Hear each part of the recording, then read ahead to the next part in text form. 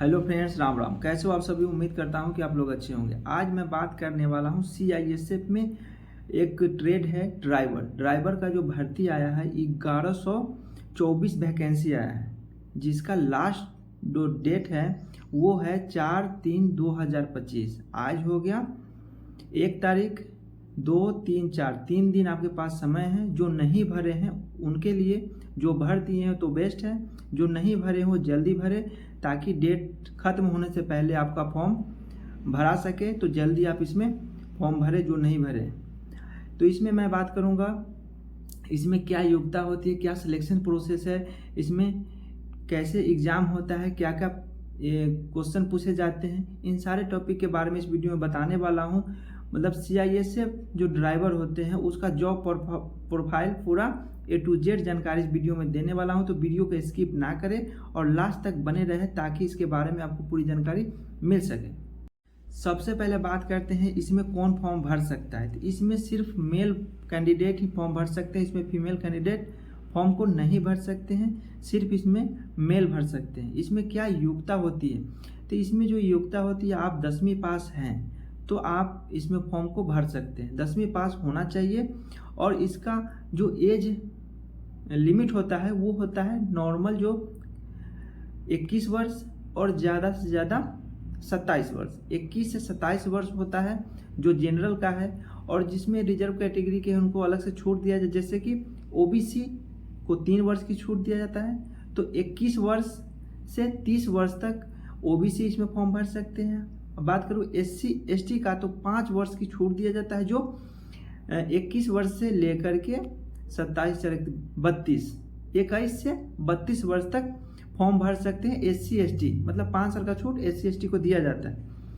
अब बात करते हैं, ये तो हो गया आपका एज हो गया और एजुकेशन हो गया, से कितना आप पढ़े हुए हैं, कितना का आपका सर्टिफिकेट है, तो इसमें एक्सेप्टेड होगा, ये तो हो गया।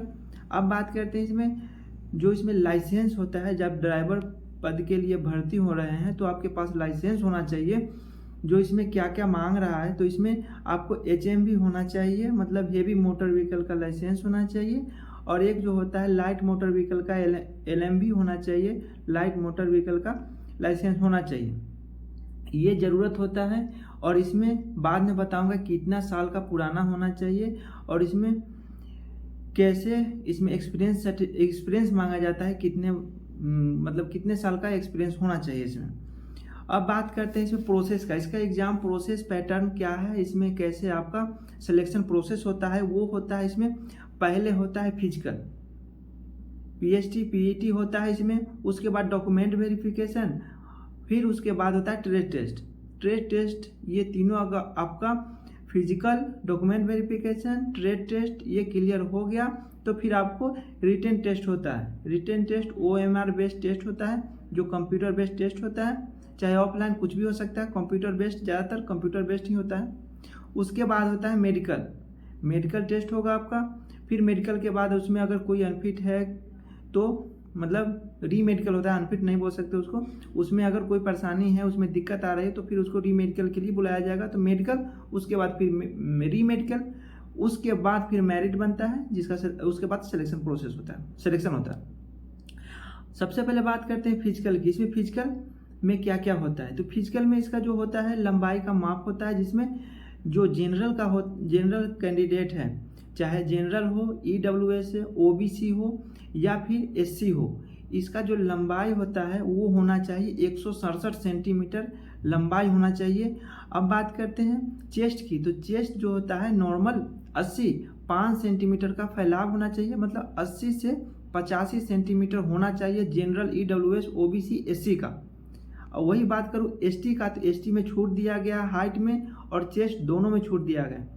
तो ST का जो हाइट मांगा गया है, तो इसका हाइट होना चाहिए 160 सेंटीमीटर, मतलब 7 सेंटीमीटर इसमें छूट दिया गया है। तो 160 सेंटीमीटर हाइट होना चाहिए ST का। और इसमें जो है चेस्ट होना चाहिए 76 से 81 सेंटीमीटर, मतलब 76 सेंटीमीटर नॉर्मल और 5 सेंटीमीटर का फैलाव होना चाहिए, मतलब 76 से 81 सेंटीमीटर ST का चेस्ट होना चाहिए। अगर आप गढ़वाली हैं, मणिपुर से हैं, नागालैंड, त्रिपुरा, अरुणाचल प्रदेश से हैं तो उसको भी अलग से छूट दिया जाता है, जिसमें अगर इस सब जगह से आप हैं तो इसमें आपको 160 सेंटीमीटर लंबाई होना चाहिए और जो चेस्ट का माप होता है 78 सेंटीमीटर नॉर्मल होना चाहिए, 5 सेंटीमीटर का फैलाव होना चाहिए, मतलब 78 से 83 सेंटीमीटर चेस्ट होना चाहिए। उसके बाद बात करते हैं रनिंग की। रनिंग इसमें कितना लिया जाता है? इसका जो रनिंग होता है 800 मीटर का रनिंग होता है, जिसके लिए समय निर्धारित है 3 मिनट 15 सेकेंड का समय दिया गया है। समय है 3 मिनट 15 सेकेंड, दूरी है 800 मीटर। उसके बाद आता है लॉन्ग जंप। लॉन्ग जंप कराया जाता है जो 11 फीट का लॉन्ग जंप होता है, जिसमें 3 बार आपको चांस दिया जाता है। अगर 3 बार में पास नहीं होते हैं तो फिर आपको डिसक्वालीफाई कर दिया जाता है। उसके बाद आता है हाई जंप। हाई जंप में आपको 3 फीट 6 इंच का हाई जंप होता है, इसमें आपको इतना करना होता है। इसमें भी आपको 3 चांस दिया जाता है, 3 बार में अगर पास नहीं करते हैं तब जाके आपको फेल कर दिया जाता है। इसका नंबर नहीं होता है, इसमें सिर्फ आपको पास करना होता है, इसमें कोई नंबर नहीं दिया जाता। इसके बाद आता है ट्रेड टेस्ट। ट्रेड टेस्ट में जो होता है इसमें एग्ज़ाम होता है, जिसमें आपको लाइट मोटर व्हीकल का टेस्ट होता है जो 50 नंबर का होता है, जिसमें से आपको लाना होता है 25 नंबर। 50 में से 25 नंबर लाना होगा। उसके बाद हेवी व्हीकल का टेस्ट होगा, जिसमें आपको 50 नंबर का होगा, जिसमें लाना है आपको 25 नंबर। और उसके बाद आता है रिपेयर का नॉलेज होना चाहिए, तो उसके बारे में आपको पूछा जाएगा 30 क्वेश्चन 30 नंबर का, जिसमें आपको लाना होगा 15 नंबर। मतलब आपको 50% आपको नंबर लाना होगा। अगर ट्रेड टेस्ट पास करना है, क्वालिफाई करना है, तो आपको 50% लाना होगा।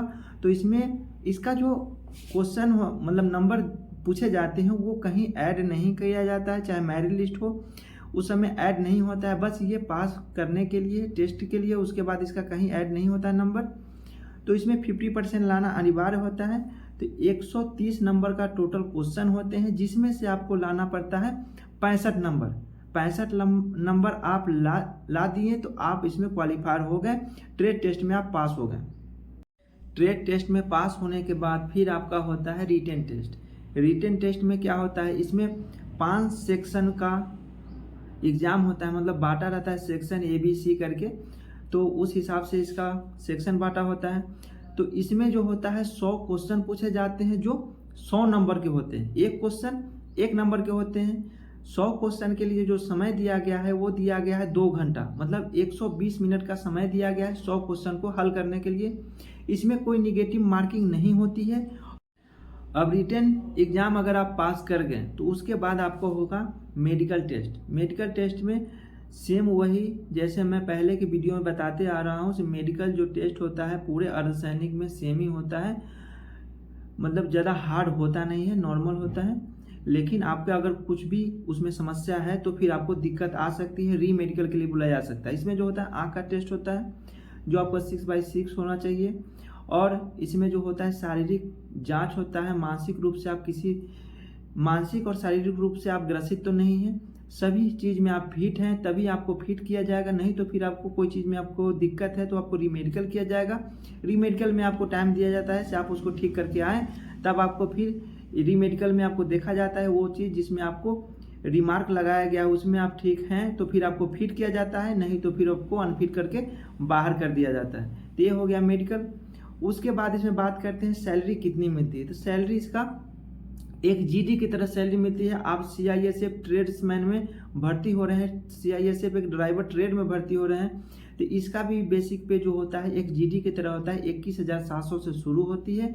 और जैसे आपका पोस्टिंग होगा ट्रेनिंग टाइम में तो इसका भी सेम ही सैलरी होता है जैसे जीडी का होता है। पोस्टिंग होता है, पोस्टिंग के ऊपर होता है आपका कहाँ पोस्टिंग हुआ है उसके हिसाब से आपका सैलरी मिलती है। तो आपके साथ अगर एक ट्रेडमैन जब भर्ती होता है उसी समय एक जो भी जीडी का जवान भर्ती होगा तो दोनों का सैलरी सेम होता है, उसमें कोई अंतर नहीं होता है। तो सैलरी में कोई डिफरेंस नहीं है, मेडिकल फैसिलिटी कोई दिक्कत नहीं है, दोनों का सेम होता है।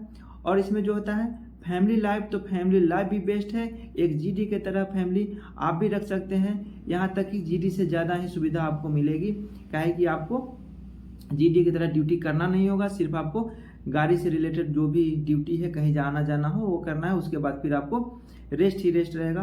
तो ये एक तरीका से बेस्ट है। CISF ड्राइवर का जो ट्रेड है, जो ये भर्ती है, जो ये पोस्ट है, वो बेस्ट माना जाता है। इसमें बहुत टाइम मिलता है, जीडी से ज़्यादा टाइम इसमें मिलता है। ये था CISF ड्राइवर का जॉब प्रोफाइल। इसमें क्या क्या रिक्वायरमेंट है, क्या क्या चाहिए, ये सारे टॉपिक के बारे में इस वीडियो में बता दिया हूँ। वीडियो कैसा लगा कमेंट में ज़रूर बताइए। अच्छा लगे तो वीडियो को लाइक करें, वीडियो को ज़्यादा से ज़्यादा शेयर करें। ऐसे ही वीडियो देखने के लिए चैनल को ज़रूर सब्सक्राइब करें। फिर मिलते हैं नेक्स्ट वीडियो में, तब तक के लिए जय हिंद, जय भारत।